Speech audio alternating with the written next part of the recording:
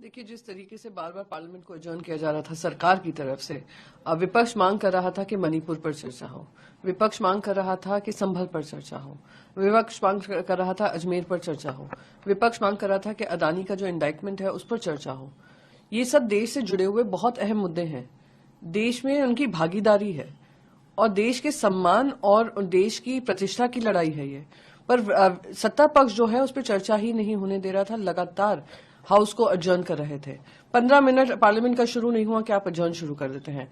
अगर सत्ता पक्ष को जिम्मेदारी दी है, विपक्ष को भी देश के मुद्दों को रखने की जिम्मेदारी दी है, जो ब्लॉक किया जा रहा था सत्ता पक्ष की तरफ से। पर मुझे इस बात की खुशी है कि अब चर्चा शुरू होगी।